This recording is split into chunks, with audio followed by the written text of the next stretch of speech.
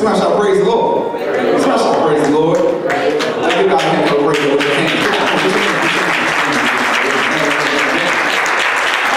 The ones who attended the cafe the last part of October, who was there at the cafe? Got a few hands in the house. Okay. That's the song we sang that night. It's very fitting for the season of Christmas time, amen. And also just for life and purpose, amen. Just as long as you keep your head to the sky, you can win, amen. So y'all put your hands in for B.O.B. Let's get back to the cafe, amen.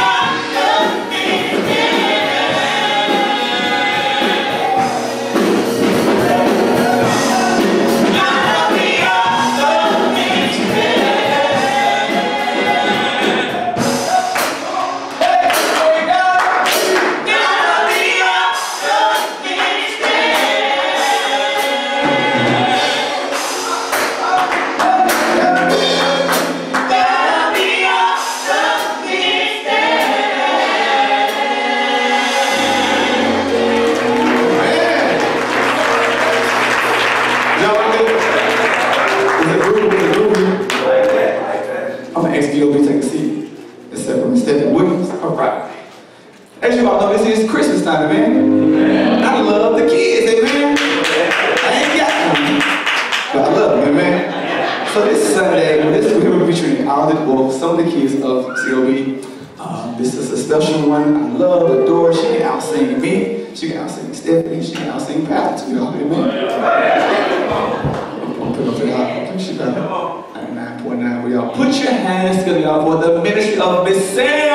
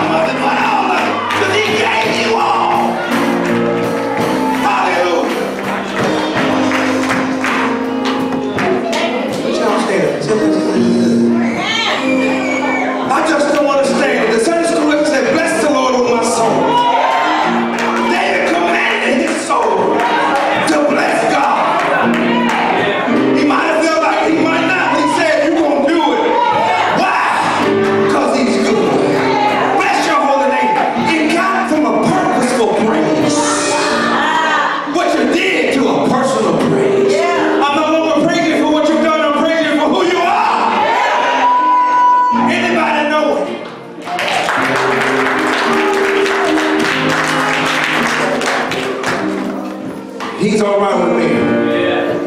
And he wants it all today. Those aren't just words to a song. Those aren't just words to a song. I said, love him, serve him, and seek him with your whole heart. Is that too much to ask? Go on and bless the Lord right now. Just with your hands right now. And thank God for the baby that came up here and sighed. Isn't it all right? Somewhere out there saying, Mary had a little lamb. This child's up there singing. He wants it all today. I want to say thank you, God. Thank you, God, for saving a sinner man like me. Yes, Lord. He did a mighty work. Oh, yeah. You don't see it right now. You can't hardly tell. But right now, boy, what you see right here, God had to go all the way to the cross, Papa. If he would have stayed as long as he did, he might have missed me.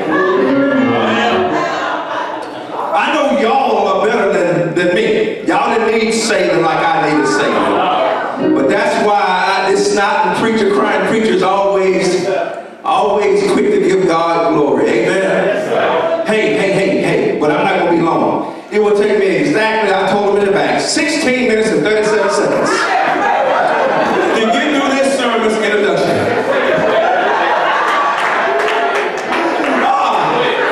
Okay, I said 12. My bad. Okay. I'll cut that in half if you decide to go on and pray with it. Can we do that? Let's just start now.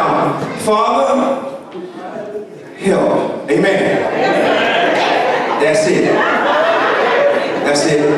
I believe we got the scripture. If not, let's go ahead and stand. I'll give reverence in a moment, but I do want to go ahead and get the reading of the word. And it's coming from the second book of Samuel, 9th chapter. And we're going to skip a little bit. We're going to be the first verse, the third verse, and then I think 3rd through 5th, and then the 13th verse. So I'm going to read it right now. Y'all follow along. This is out of the New King James Version. It says, now David said, is there still anyone who is left of the house of Saul that I may show him kindness for Jonathan's sake? Then the king said, is there not, twice, there's still someone of the house of Saul to whom I may show the kindness of God? And Ziba said to the king, there is still a son of Jonathan who is lame in his feet. So the king said to him, where is he? And Ziba said to the king, indeed, he is in the house of Machir, the son of Amiel, in Lodabar. Say Lodabar. Yep. Then King David sent and brought him out of the house of Machir, the son of Amiel, from Lodabar. And look what it says, how this thing is. It says, so Mephibosheth dwelt in Jerusalem, for he ate continually at the king's table, and he was lame in both his feet. Amen. You maybe see it looks like it ended the way it started, didn't it? But there's some stuff that happened in between. It looks like it ended how it started, but it's some stuff that happened in between. Okay. The original title of this text was The Lame Man from Lodabar, because I just like the way that sounded. But really the issue is not with the lame man. He doesn't really do anything. The real issue is with the king's calling. So the text will be the calling of the king. Or the king's calling. Is that okay? Okay. Before I do anything else, I want to thank my pastor, Gregory Dodson, on his way. And I want to thank you all. Living proof that God loves me.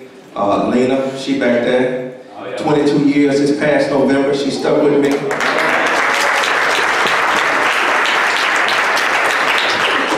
You don't understand. You can still clap it if you want. I thank God and my my babies, JoJo and Jayla, our babies, the best, I more not to hope for, the best kids in the world. Best kids in the world. They love the Lord, they're not ashamed to say it. Okay, here we go. But here we go. The text starts off with David asking a question. And sometimes I think we ask questions, I know I do all the time. You know, I say, why, how come God things don't go my way? Or how come it never seems like I'm able to get ahead? And you know, it seems like mine don't go as fast as everybody else's. You know, it seems like maybe something's broken with me, and the folk who don't even love you, the folk who ain't studying you, it seems like they're just flying right on through. Why is this? Am I living, you know, am I trying to live right for nothing? Am I wasting my time? You know, because I feel like I'm living beneath my means. I mean, because after all, I am a king's kid, am I not? So something's wrong. I got to reconcile this in my mind. Now, think about this. Let's go back to Mephibosheth, though. Okay, and Mephibosheth, who was he? In order to look at him, let's go back to Jonathan and David's relationship first. All right, you saw the name Jonathan. Jonathan and David were best buddies. They were good friends. All right, they were so close. Matter of fact, the Bible says their souls were knit. Right? Now, see, a couple chapters back, what we didn't read was that they made a covenant between one another. That, hey man, I got you if something happened to me, and you got me if something happened to you. Right? Okay, and these guys were tight, and they meant that. It was so much so when David was telling Jonathan was saying, look, man, you all right, David. Everything is cool. Everything is cool. I promise you, everything goes from my old man good. He said, no, I ain't no good with your old man. Your old man with my head, my guy. He said, no. He said, look, bro, ain't but a step between me and death. He said, well, look, I tell you what, if you can promise me that, then I'll stay here and do my thing. We're going to be cool. We're going to do the thing. He said, but if not, I got to be feet. He said, $5 is enough. Did he do it? So he went back to his dad, Jonathan did, to the king. He said, well, first of all, they said, look, we're going to have a little sign. You know how we have signs where we let our friends know we got the, you know, codes or whatnot. He said, I'm going to go ask my dad what's up, and if I find out that he really wants your head, I'm going to give you a sign. That means when we bring a lad out, we're going to shoot arrows. And if the arrow goes far, I'm going to say, go a little farther. That means you need to go on God. But if I shoot short, if I shoot short, then I say, come back a little bit, that means we're good, right? So he goes and talks to his dad, and he observes King Saul. And King Saul is not happy with David. David didn't do anything wrong. Okay? So he takes his lad out with him, and he starts to shoot the arrows. And David is hiding in the woods. And he shoots it way out there. He says, go a little farther, man. Go a little farther. Go. Matter of fact, keep going. And after he sends the boy away, he gives him his arrows, he sends him away, and he calls David to him. And they share a moment, and they make a covenant with one another. Jonathan and David. And it just so happened, some time after that they went into battle, Jonathan did, and Saul, his father, who was the king of Israel at that time, and they were taken by the Philistines. Not only were they taken, they were humiliated. Matter of fact, they pinned their walls against pinned their bodies against the walls of Hashem. And cut the head off and put the head in the temple of their god Dagon. Isn't that sad? Now watch this. While this was happening, they got word of it back at the castle of what was going on in the battle. And then the nurse, who was the nurse of Mephibosheth, scooped him up at the time when they heard what was going on. Because if it was bad out there, then it was coming to where? Coming here. And she dropped him. And she dropped him, and he became lame in both his feet. Right? Now, that's Mephibosheth we're talking about. So I want you to understand his situation. Now, watch this. And on top of that, the boy had a name that was horrible. The name Mephibosheth means from the mouth of shame. My name, Glenn, means the Lord shall increase. I like that. I can walk in that. Gregory means watchful and alert. like over your family, over your finances, over your faith. You like that, don't you? You can walk in that, don't you? You can stand up in that, don't you? Just do a little occasion. You know what Don means? You know what Donald means? Talk a lot. Donald means talk a lot in the Greek. No, that's a lie. That's a lie, dude. That's a lie. Don means, I love that, so I can pick on him. I'm playing that just for him.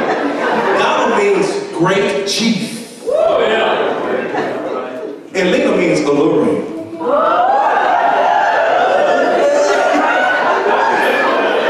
It does. Linga means alluring and shining.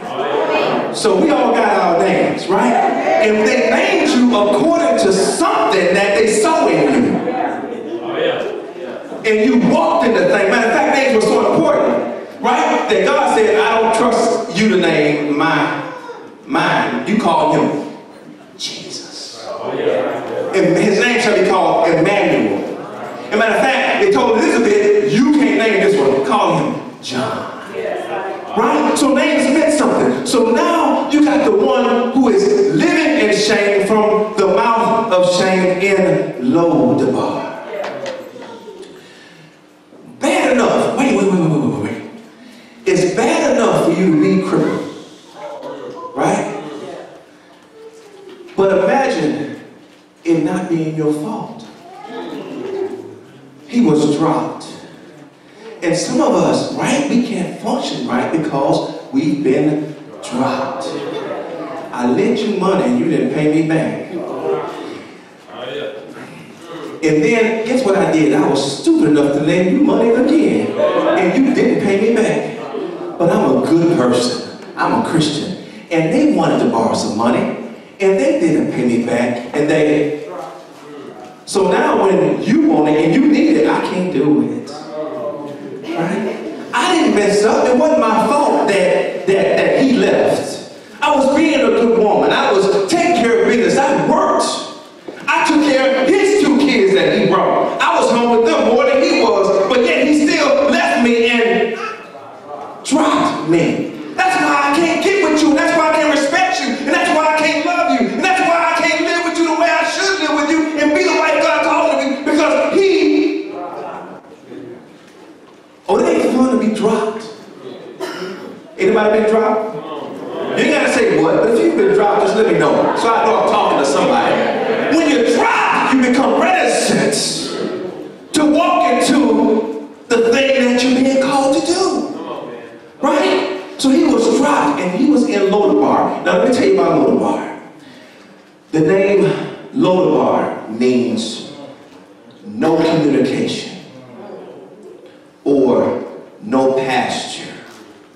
Now you gotta, if you think you ever had a bad day, think about a 5-year-old who was dropped and made crippled, lost his daddy, who was the crown prince, and his daddy, who was the king, and was sent to a place called Lodabar.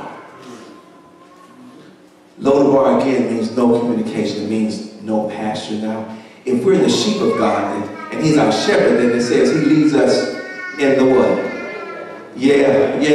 What if ain't no pasture? What kind of condition are you in? Don't it feel bad when you're supposed to have it and you just call them? And I heard the preacher say it's loud, deafening silence. When you feel it's like you got to fend for yourself, and it feels like there ain't no help around, and you should be living in a castle, but you live in a place of caves. Should be in a castle, but you're in the caves. You should have a scepter in your hand, but now you're living in the sewers. Almost to be like what this dude to think every day. This ain't really where I belong. My future was forfeited, not because of anything that I've done, but it's forfeited because of something that somebody else done. Man, it will make you mad. I almost said something else. That would tick you off, wouldn't it? It would really tick you off, right? That's the condition this man was in, okay? So he's in this place with no pasture, and it's not his fault, like I said. He was cut off from both the king and the kingdom. And watch this, there was no way for him to get back to either. Okay, because 2 things prevented him. First, his condition, and then his position. Now here's the position. He had no longer had a right to the claim of any part of the throne. See, that fall came with his father. Right? And here's what happens. Here's what happens. Normally what happens is when a king took over and a king became the ruler, what he would do is, the Bible said, slay everybody that pits against the wall. Oh, okay. That pees against the wall. It's in the book. If you read the King James, that's what it said. Every male that pees against the wall, he gotta go. Huh? That's the book. Am I in the book? Why? Because he is a threat to the kingdom. So really, Mephibosheth wasn't even supposed to be alive. And he might have thought, just like some of us, maybe it was better, maybe it'd be better if I wasn't. Rather than live in this existence, rather than be where I am right now, maybe just be better off not being here at all. Because I'm living beneath my means. And I'm living in a place of no communication. You ever call God and you hear that, sorry, the number you called is connected to the Lord in service. Please hang up and try your call again. Have you ever heard that message when you call God? No. You ain't got, I've got it. I ain't heard nothing. I laid on my face and I cried and I prayed and I snotted and I cried and I said, Lord, where you at? It's a dry place. When you gonna send the rain that you keep talking about? You forgot about me. There was a covenant. And I'm in this place languishing, hurting, helpless, crippled, despised. Where's the help? Where's the help? Then his condition. The boy was lame on his feet. How many of y'all know that cripple don't take the kingdom? The cripple don't take the kingdom. Why? Because they can't. When you're fallen and you're broken, there's no way to stand against a foe that's stronger than you. And especially, watch this, when you had no right. So what happens? Here's what happens. The only way that Mephibosheth would ever have a right or a place at the kingdom if it's because of the king. Isn't that all right? And I'm so glad that we had a king like David. Because here's what happened. It said it was because of first the king's goodness. The king was sitting there and he said, is there anyone? He didn't just say, well, is there a son of Saul? Specifically Jonathan. No, he said anybody. Is there anybody I can show kindness to? He wasn't being particular about it. Right? Him for Jonathan's sake. Not for the sake of Saul, but for this man's sake. Can I show kindness to anybody? And not just any kindness. And watch this, that means that the king was good. Because what he could have said was, is there anybody left that might try to take what I got? But it was because he was a good king that he says, is there anyone? A good king looks to build up. A good king looks to empower. A good king looks to endow his folk, right? So that's what he says, is there anyone? Second thing, it was the king's grace. Watch this. He said, that I may show the kindness of God. That's grace. Right? Now, not that I may just show kindness, because kindness can be just, well, let me give you a little pocket change. Let me hook you up. I know that, you might be in a bad way. I'm going to send this your way. Somebody take this out to that boy and let him know that, I sent this and I thought about it. It could have been that simple, but he said, no. I want to show the kindness of God. I want to show the kindness of God that's way above and beyond what we would normally do. Now watch what he did. He said we had a good king, right? We had a gracious king. Now watch this. It was also because of the king's gift. Okay? The king's gift. He said, I'm going to return anything that belonged to King Saul, your granddaddy. I'm going to return everything that he lost. I'm going to give it to you. Now, why would he do something like that? Well, it was because of the covenant he had made with Jonathan. Right? That was a covenant between his father and the king. Now, you know I'm not talking about the king and David and Jonathan. When Adam fell, we fell with him and became crippled. No longer had access to the kingdom. But God looked down and he made a promise. That was a covenant that he made in the third chapter of Genesis. And he said, somewhere around verse 16, he said, I'm going to make a way to right the wrong. You're going to crush his head and he's going to bruise your heel. But I'm going to fix it to where you can come back to me. And that garden where they lost it. And then 2,000 to 4,000 years later, Jesus in the garden of Gethsemane, he's out going to get it back. So he goes and he sent for him. And watch this. When Mephibosheth came, he came humbly. He didn't come like he was owed something. He didn't come like it's about time. He didn't walk up there and be like, bro, it took you long enough, man. Because surely he had heard. And he maybe had known. Okay? But when he came, he was lowly. Realized that he didn't deserve a place at the king's table. Right? But here's the thing. When David called Mephibosheth, he looked at him. And he said, I'm going to do this for you. And I'm going to do that for you. And I'm going to do the other for you. Don't you know that I believe that when David was looking at Mephibosheth, he saw Jonathan? He saw Jonathan.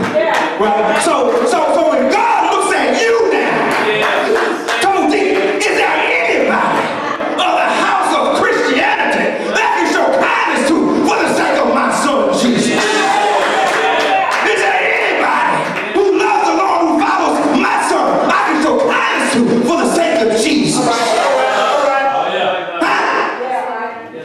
And he doesn't. He saw Jonathan in him, and he gave it to him. Now there's a house that he's living in that he never really had access to before when he went to Lodabar. That he now has access to. Isn't that all right? Yeah. Now watch this. He's sitting there because of the goodness of God. Folks, you're sitting here because of the grace of God. Huh? And you're living here because of the eternal gift of God, which is life forever. Huh? So we go and we know that it's not something that we deserve or we own. Ephesians 2:8. For by grace you're saved. Not that you yourselves, as the man should boast.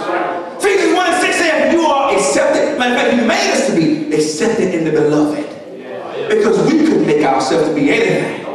You know, it's not like we sin because we sinners. We're sinners because we sin. Just think about it, you get it. So what does he do? Watch this. When he comes to the table, and believe it or not, I'm almost done. When he comes to the table, and he sits at the table, he looks like one of the king's kids. Yeah. He uses the cutlery the correct way. He's dressed appropriately, right? He's eating the same thing they eat. But you just people wanted to take it. Look. Got you, man. Yes, sir. While everybody he's been restored. And it looks like everything is all right. But just y'all know how they know King David was getting ready to die? True story. You know how they knew say bye. You know how they knew King David ready to die? Thank you. Okay, look. David was real sick. They said, go get a virgin. Prepare her. And take her to the king's chamber. And then they told the girl, when morning comes, we're going to come get you and want you to report. Morning came. And then the girl came out. They were waiting outside the door. And they said, what happened? She says, he didn't touch me. They said, oh, he get ready to die. Lord Jesus. Call the priest. Call the prophet. Strike up the band. Let's go. Get Solomon back so you can go get it. What does that tell you? I'll wait. There are some things, watch this. Even though you're delivered, I heard somebody say you're delivered, but you're still broken. Yeah. Oh, yeah. It ain't like you want it yet. You still got issues. Paul said the things I do. Romans it comes before all other books, but it was really, that was at the end. Toward the end. There's things that I want to do, I don't do them. So if I don't want to do, that's what I do. See, I got a personality conflict with myself. I'm bipolar. I'm double-minded. I got stuff I'm still working with. I got stuff I'm still working on. I got things I'm still struggling with. But see, what we have to do is change it around. You don't have to struggle. Let it struggle with you now. So even when you're delivered, you still may be broken. But it doesn't mean you're not delivered. God has made a way for you to be at the king's table. Amen? God has invited you. So here's what I want you to do right now. Understand this. There is a way back to the table. The king is sending an invitation. And he's calling you in all y'all right now. The invitation is out. The king is calling you to his table. What you can do is two options. Stay in the bar and keep asking why me. Or you can pack up. And get to stepping. Get to the king's table. And leave the place of no communication. Leave the place of no pastor. And go over there and plenty. Your choice. What you gonna do? The king is calling. Those are your two options. Right now, I want to ask you, if you had a choice,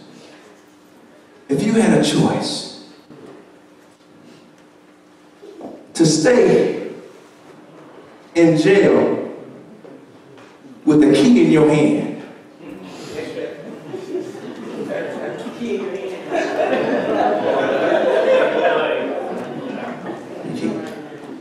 with the key in your hand,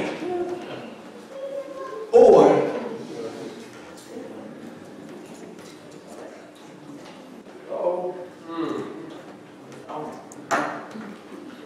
what would your choice be? Because right now, the king is giving you an invitation, and he's made the way for you to be back in his presence. Let everybody say amen.